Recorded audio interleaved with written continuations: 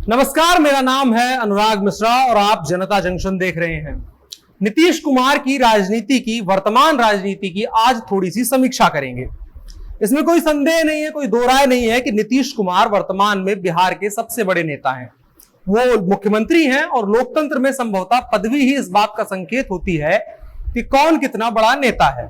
लेकिन इस मामले में मेरा मानना थोड़ा सा अलग है। अब इसमें अलग क्या है, ये भी सवाल होगा, तो थोड़ा सा सब्र रखिए, समझ में आ जाएगा कि अलग क्या है। इसको बिंदुवार समझने की कोशिश करते हैं। जुलाई 2017 में नीतीश कुमार एनडीए में वापस लौटते हैं। फिर उसके बाद जाहिर था भारतीय जनता पार्टी के साथ उनको बिहार में चुनाव लड़ना पड़ा और परिणाम यह हुआ कि उसके बाद के चुनाव में लगातार विधानसभा में उनकी सीटें कम होने लगी। और संभवतः जब नीतीश कुमार एनडीए में लौटे थे तो उनकी आकांक्षा जो रही होगी वो यही कि भाजपा में वापस आने के बाद उनकी राजनीति और स्थिर और मजबूत होगी। वो बिहार के साथ साथ केंद्र की सत्ता में भी दखल रखने लगेंगे और भारतीय जनता पार्टी बिहार की सत्ता में कायम रहने के लिए नीतीश कुमार के सामने झुकी रहेगी। लेकिन समय बीतता गया और ये दांव उल्टा पड़ने लगा।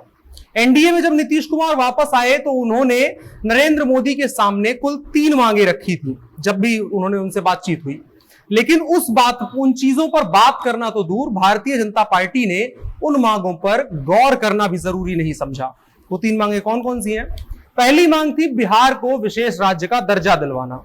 दूसरी थी कभी पूर्व का ऑक्सफोर्ड कहे जाने वाले पटना विश्वविद्यालय को केंद्रीय विश्वविद्यालय का दर्जा दिलवाना और आखिरी थी जातीय जनगणना करवाना। लेकिन सच्चाई यह है कि इनमें से एक भी मांग केंद्र की भाजपा सरकार के द्वारा पूरी नहीं की गई है और ना ही इसके कोई आसार नजर आ रहे हैं कि भारतीय जनता पार्टी नीतीश कुमार की इन मांगों पर कोई खास गौर करने वाली है। और इस चीज से बिहार में भारतीय जनता पार्टी के वोटरों पर खास कोई असर नहीं पड़ रहा है, लेकिन नीतीश कुमार के वोटर समूह पर इसका अच्छा खासा असर पड़ रहा है और आगे भी पड़ेगा। 2020 के चुनाव में और उसके परिणामों के बाद नीतीश कुमार की लाचारी का आलम पूरे बिहार ने, पूरे देश ने देखा।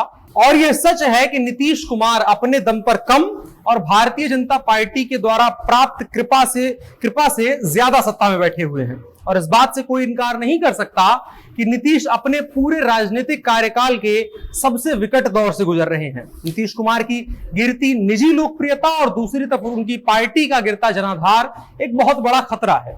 और अगर नीतीश कुमार 2024 और 2025 के चुनाव में एक अहम किरदार बने रहना चाहते हैं तो उनको गंभीरता से इस मसले पर सोचना होगा। अन्यथा हम सभी यह मान लें कि नीतीश कुमार और जनता दल यूनाइटेड का मुख्यमंत्री के तौर पर यह आखिरी कार्यकाल फिलहाल होने जा रहा है। जातीय जनगणना पर जिस तरह से जनता दल बैकफुट पर आई वो आत्मघाती है।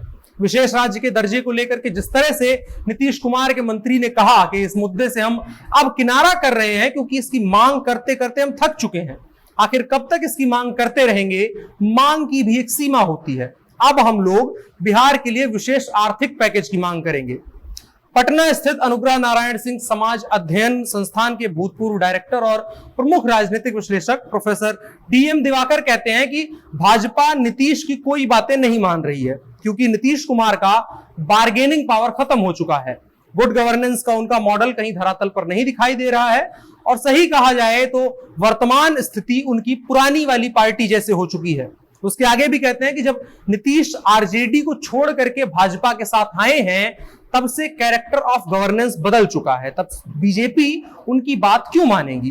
कैरेक्टर ऑफ गवर्नेंस माने सरकार का चाल चलन। आज नीतीश और सरकार का चाल चलन भाजपा की इच्छा अनिच्छा पर डिपेंड करता है। इसके पहले की दौर याद करें तो तब भी नीतीश कुमार को मुंह की खानी पड़ी थी भारतीय जनता पार्टी से पहले।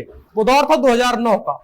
2009 के लोकसभा चुनाव के दौरान नीतीश ने घोषणा की थी कि जो पार्टी बिहार को विशेष राज्य का दर्जा देगी जेडीयू सेंटर में उसको सपोर्ट करेगी। नीतीश कुमार उस समय भारतीय जनता पार्टी के साथ एनडीए में थे और उनकी स्थिति उस समय काफी मजबूत मानी जा रही थी। मीडिया और उनकी पार्टी के लोग उनको पीएम मटेरियल के तौर पर प्रोजेक्ट भी कर रहे थे। लेकिन कांग्रेस ने उनकी मांग पर कोई तवज्जो नहीं दी क्योंकि कांग्रेस और यूपीए अपने दम पर ही दोबारा सत्ता में लौट चुकी थी और उनको नीतीश कुमार की कोई आवश्यकता नहीं थी। और नीतीश कुमार के लिए विशेष राज्य का मुद्दा कितना महत्वपूर्ण था इस बात का अंदाजा इसी बात से लगाया जा सकता है कि उन्होंने न केवल धरना कार्यक्रम कराए बल्कि पूरे राज्य में रैलियां करवाई जिनमें कई महीने खपाए।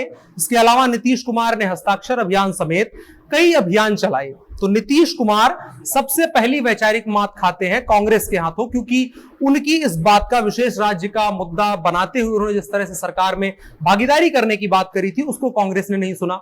उसके बाद फिर वो दूसरी बार मात खाते हैं जब भारतीय जनता पार्टी के पास खुद जाते हैं और सरकार बनाने की पेशकश करते हैं। और अंत में जब भाजपा की केंद्र में सरकार है और बिहार में भाजपा नीतीश कुमार की सहयोगी पार्टी है, तब भी नीतीश कुमार की अनदेखी करना इस बात का साफ संकेत है कि भारतीय जनता पार्टी नीतीश कुमार के ढलते दौर को पहचान चुकी है। और ये नीतीश कुमार को भी पता है कि उनके पास अब भारतीय जनता पार्टी के अलावा सत्ता का कोई सहचर बचा भी नहीं है, और अब उनके साथ सरकार बनाने में यकीन रखते हैं। और हम इसी वजह से, इन्हीं शब्दों के साथ, यकीन के साथ कह सकते हैं कि बिहार की राजनीति में नीतीश कुमार का सूर्य डूब रहा है। पहले वो बार्गेन करते थे, अब वो केवल सस्टेन करने की लड़ाई लड़ रहे हैं। और इसी वजह से उनसे किसी बड़े नेता का होना, जो बिहार में नीतीश कुमार की ऐसी हालत हो रही है उसकी वजह उनसे किसी बड़े नेता का बिहार में होना या जनता का उनके साथ मोह भंग होना नहीं है, बल्कि आदर्शों के स्थान पर कुर्सी को तवज्जो देना नीतीश कुमार के इस पतन का कारण बन रहा है। और इसमें कोई दो राय नहीं है कि आने वाले चुनाव में नीतीश कुमार का अगर सत्ता का लालच ऐसे ही जारी रहा तो बिहार का वोटर उनका साथ छोड़ देगा। नीतीश कुमार के सामने आज विश्वसनीयता का सब बहुत बड़ा संकट आ खड़ा है, जो उन्हें लगातार परेशान किए जा रहा है, क्योंकि एक के बाद एक मुद्दे वो पीछे छोड़ते जा रहे हैं, जो असल में उनकी राजनीति का कारण है, जो वजह है कि बिहार का वोटर उनको सपोर्ट करता है। फिलहाल के अंक में इतना ही, आगे कभी और बात करेंगे नीतीश कुमार की राजनीति पर और अलग अलग मायनों में, लेकिन अभी के लिए इतना ही। मेरा नाम अनुराग मिश्रा है, कैमरे पर मेरे साथ ओम प्रकाश थे, आप जनता जंक्शन देख रहे थे। शुक्रिया।